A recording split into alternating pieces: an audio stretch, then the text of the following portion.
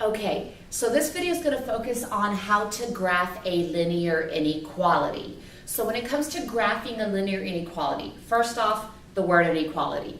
These graphing linear inequalities refers to when you have the less than or greater than symbol or the less than or equal to greater than or equal to symbol.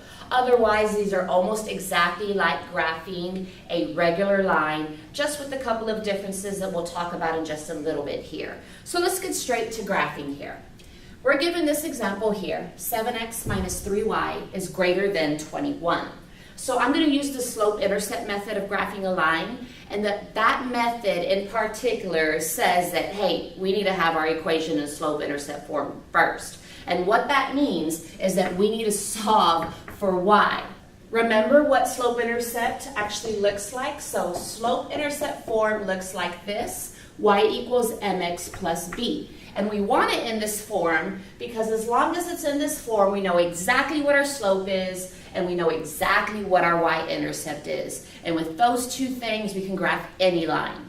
So in order to put it in that form, we need to solve for y. So let's work first on getting y all by itself. And if we need to get y all by itself here, the first thing we need to get rid of is the 7x.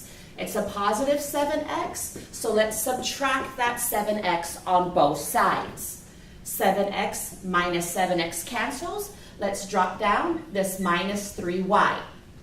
Greater than. All right, so when it comes to dropping down this right side over here, do keep in mind with slope-intercept form, your x always comes first, then your number. So when I drop this down here, I'm going to drop down the negative 7x first. Then I'm going to drop down this positive 21 behind it, just so it stays in proper form. So always the x first, then your number.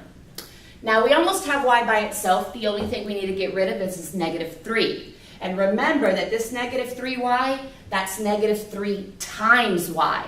So we need to do the opposite here and divide.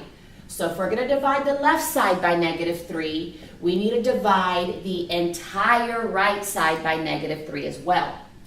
On the left side, negative 3 divided by negative 3 cancels. Drop down y. Also, when it comes to inequalities, one of the big differences as far as solving inequalities here is when you divide by a negative or multiply by a negative. So we have this rule when it comes to inequalities that says this. When you multiply or divide by a negative number, you must flip the inequality symbol. So here we have this greater than symbol here, but because we're dividing by a negative, we need to flip that symbol. It's a rule. Gotta do it. Otherwise, go on and keep simplifying here. A negative divided by negative is positive. Otherwise, we're left with a 7/3 x. Over here at the end, a plus divided by a negative here. That's different signs as negative. 21 divided by 3 is 7. All right, so y is less than 7/3 x minus 7. All right, so now that we have it solved, we have it in the proper form. All right, we have it in slope-intercept form. So our next thing that we need to do here is that we need to focus on graphing it.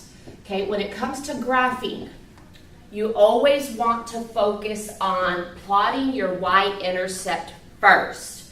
Always start with your y-intercept, then look at your slope. So our y-intercept here is a minus 7. So that means from the origin, go straight down 7. 1, 2, 3, 4, 5, 6, 7. Right over there. And plot your first point. After you plot your y-intercept, then look at your slope. Our slope here is a positive 7/3. And remember that slope represents rise over run. The numerator is how much you go up. The denominator is how much you go over. So this is telling me up 7/3. Up 7/3 in the positive direction. This slope is positive, so this needs to go up and to the right. It needs to go up in that positive direction. So from the y-intercept, up 7/3. Up 7, so let's see, 3, 4, 5, 6, 7/3, about there.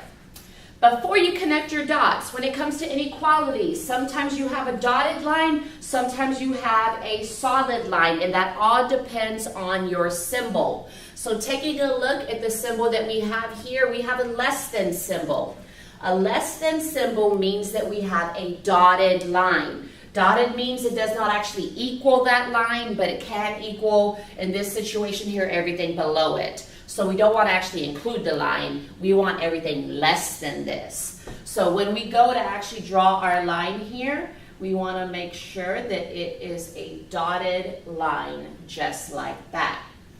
Otherwise, after we figure out, do we have a dotted line, do we have a solid line, the only other thing left to do is to shade. You will either be shading above the line or you're going to be shading below the line. Again, look at your symbol. This says y is less than 7/3 x minus 7.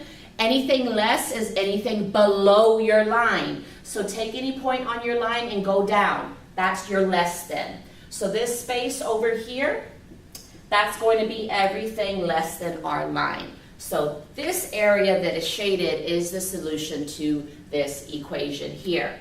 So mainly the big difference in solving inequalities and solving regular linear equations is you need to focus on what kind of line do you have, is it dashed or solid, and then you need to shade in one direction.